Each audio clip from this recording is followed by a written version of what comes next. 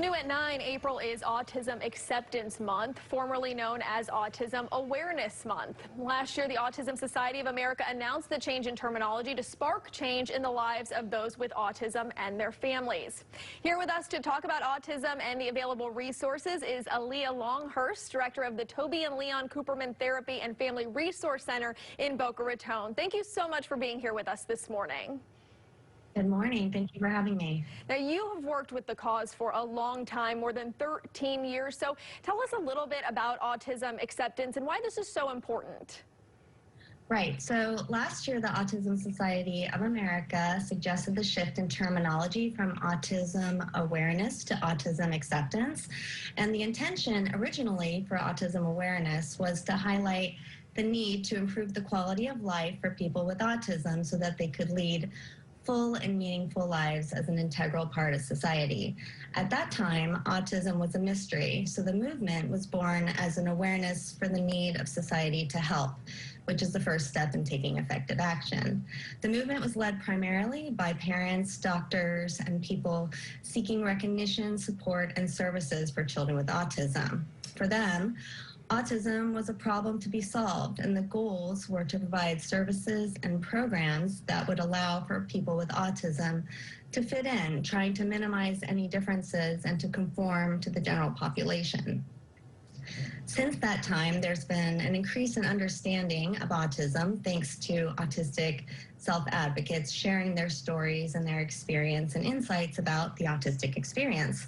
So autism is now understood in the context of natural neurodiversity. So now we really want to look at autism acceptance as how people accept and include individuals with autism, not just in spite of their differences, but because of them. It's to see them as a person and not a disability, to look at their differences and appreciate what is unique about them. It means giving people what they need to support the goals that they have for themselves.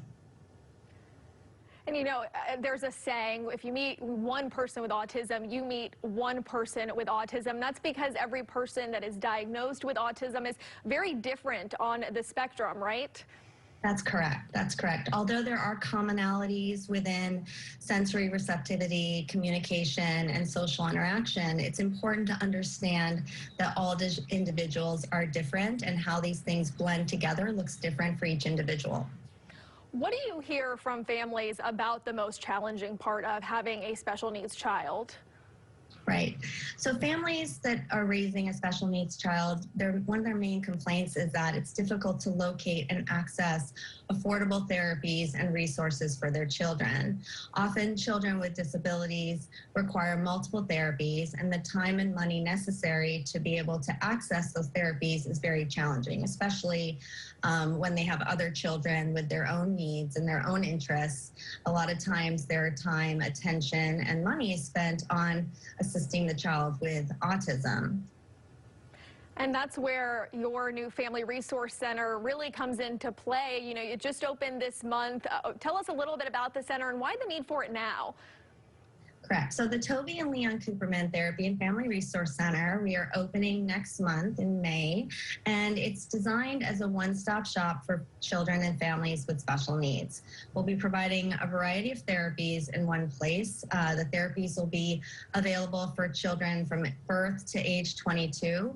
We'll be providing occupational therapy, speech therapy, physical therapy, as well as a lot of groups, sensory groups, social skills groups, and the support groups that are really necessary for families, caregiver support group, grandparent support group, as well as sibling support group.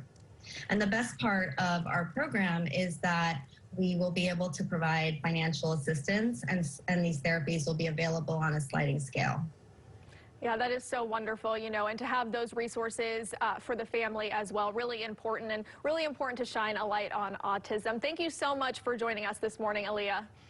You're welcome. Thank you for having me. All right, stay with us here on